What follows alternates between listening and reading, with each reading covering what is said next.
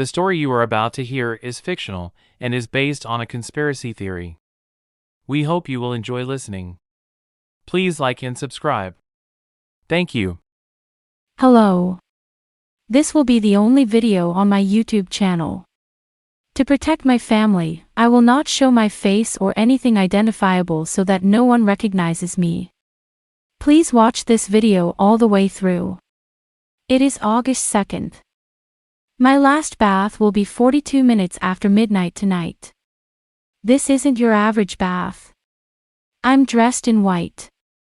My forehead is adorned with a 5-pointed star, the Star of Venus.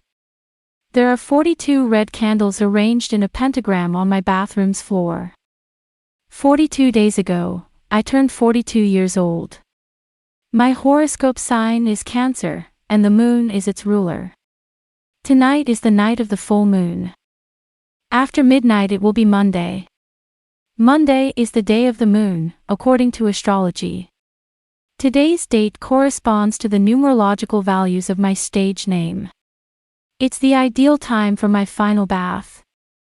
No, this is not suicide, despite the fact that I will be suicided. I am a ritual sacrifice. I agreed to this a long time ago and didn't realize it until it was too late. I must tell you my story. Please pay attention. Some of this may sound familiar, but everything I'm about to tell you is true. Everybody has noticed my ability to sing since I was a child. My family encouraged me in this endeavor. The music teachers at school assisted me in learning some new singing techniques. Given my talent and the encouragement I received from others, the desire and dream of becoming a big star was born in me. When I was 18, I moved to a town where I thought I could get noticed, against my parents' wishes. I started singing in a local bar.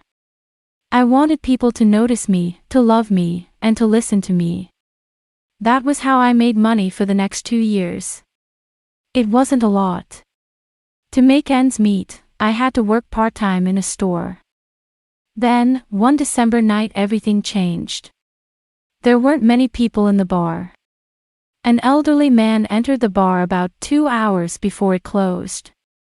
He appeared to be in his 60s, wore dark clothes and a black coat. The man seemed to pay close attention to my singing. He even requested some songs 2 or 3 times. I noticed he didn't drink anything, which struck me as strange. But, as the evening came to a close, he approached me, extended his hand, and introduced himself. My name is George. I have a proposal for you, he said. He was eager to talk to me after my shift. I agreed. He said he would wait for me outside. I went to meet George in front of the bar after my shift ended. He was smoking a cigarette, which he extinguished when he noticed me. George expressed gratitude for my willingness to speak with him. He complimented my talent, inquired about my singing experience, and then asked me, "Do you aspire to be famous, a celebrity?" "Of course, it's my lifelong dream," I replied.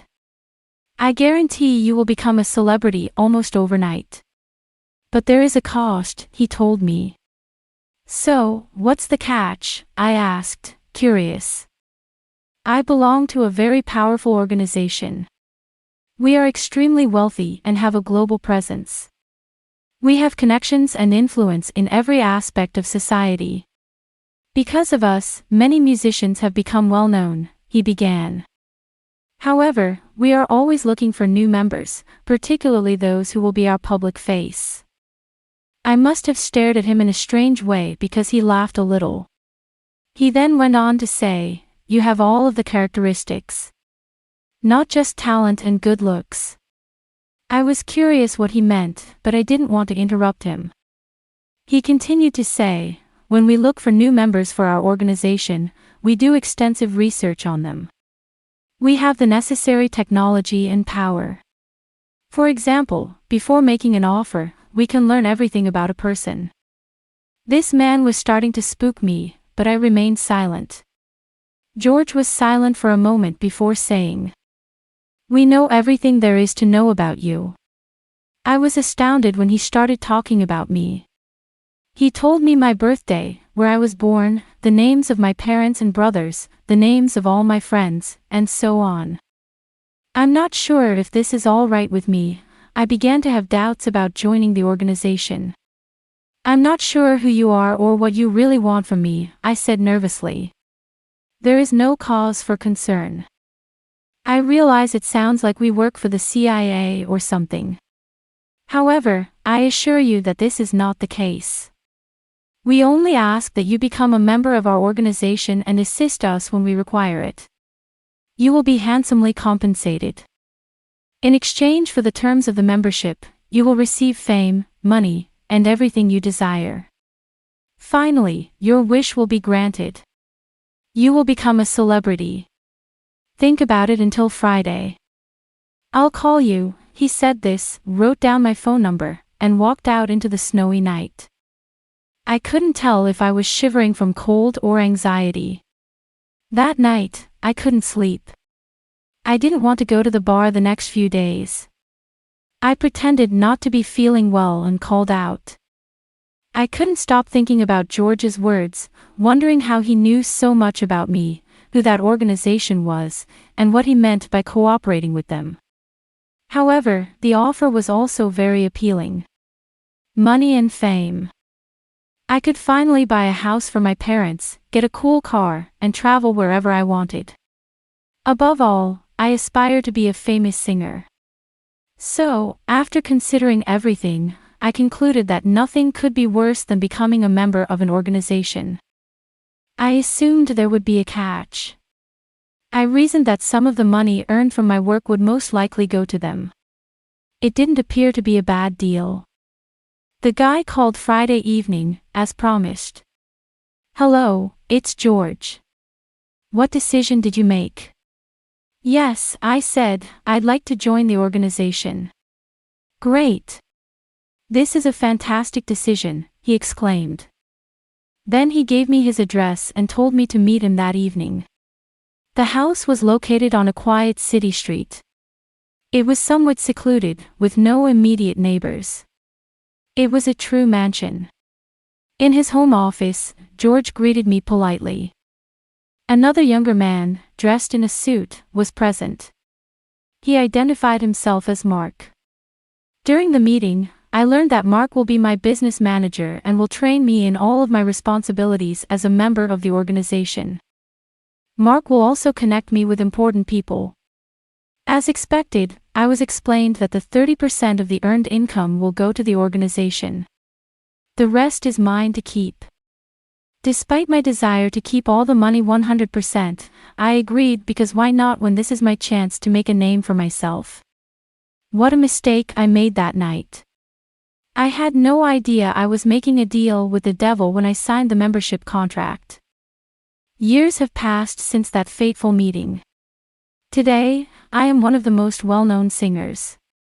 I have so much money that I'm at a loss for what to do with it. I own 3 villas in the United States alone, and many more around the world. I purchased villas and automobiles for my parents, brothers, and other relatives. We all became wealthy. I travel whenever and wherever I want. I live in complete luxury and splendor. People adore me. The paparazzi are constantly looking for me and photographing me. The tabloids publish stories about me. Girls adore me, women envy me, and men desire me. But all of this came at a high price. This organization is clearly very powerful. They made decisions about my songs, performances, and earnings throughout my entire career. I was only allowed to be in relationships with men they approved of. They even married me to the man they thought would be a good match for me. They have the final say on what I say to the press. I had to dance a certain way, display specific imagery and symbols during my concerts, and act in a way that suited them. The demands grew in tandem with the increase in wealth. For example, I was required to participate in rituals on remote resort islands. I participated in mystical rites to summon spiritual beings, granting them possession of my body. That's how my alter ego was born. My singing evolved into a ritual rite in and of itself. I even practiced chaos magic. For those who are unaware, chaos magic entails sexual rituals. My husband didn't mind because he was a part of it. So, as time went on, I had children. However, selling your soul and yourself for fame and fortune is insufficient. According to what I was taught, the greatest sacrifice I must make in order for my wealth to be passed down to my children, parents, and relatives after my death is to die. Many famous people die as a result of ritual sacrifice. And the general public is unaware. Those who suspect this are referred to as mentally ill or conspiracy theorists. Our deaths are frequently portrayed as normal in the media. However, many of us do not die as mere mortals. No. Our lives come at a high cost. When you agree to become a ritual sacrifice, you must ensure that everything is in order astronomically, astrologically, and numerologically. It may appear to be a lot, but you are trained throughout your career to be initiated to know those things. There is also a high priest who can assist you with the process. The manner of death is determined by the aligned information as well as the deity to whom you are sacrificed. You see, the religion of the organization is not your average religion. No. They combine various religions and ancient teachings with astrology, numerology, occultism, gematria, and other practices. It would take a long time to describe their faith and practices. They worship hundreds of deities. One of the organization's primary goals is to amass material wealth. That is why they welcome celebrities, actors, politicians, and the rich and educated into their circles. There are members from all walks of life. The more someone desires wealth, the more he must submit to the organization and its rules. My biggest problem has been greed. The more famous I became, the more money I desired. And, like many other members, I'm ending my life with a bath. Why a bath, you might wonder. Because I was born under the Cancer astrological sign. The moon is the ruler of Cancer. Cancer is a water sign, and the moon has an impact on the planet's rivers and seas. As a result, the bath is symbolic for those things ruled by the moon. The moon is also associated with the feminine principle. When I was born, the moon was in the sign of Venus, according to my natal chart. According to the secret numerological code, the number 42 represents divine feminine and some ancient female gods. Venus is one of the divine feminine archetypes. This year marks my 42nd birthday. Many celebrities have become synonymous with the number 42. On the 42nd day of the year, for example, one of the most famous American singers drowned in the bathtub. I, too, will drown in the bathtub here. As a result, I will be a ritual sacrifice to Venus. According to the agreement, the organization is severing ties with my family because of my sacrifice, and my children will inherit my fortune. Unless my children choose to follow in my footsteps. And I sincerely hope they don't. Anyway. I am not mentally ill or addicted to drugs. Soon, you'll hear about a great singer who committed suicide in a bathtub. I implore you to open your eyes and search for signs of the organization. I'm not going to name them because they're dangerous. They exist and have complete control over everything. Their plans call for the destruction of humanity as we know it. Some of the conspiracy theories you hear about are based on truth. Please save and share this video with your friends and family. Take care. Goodbye.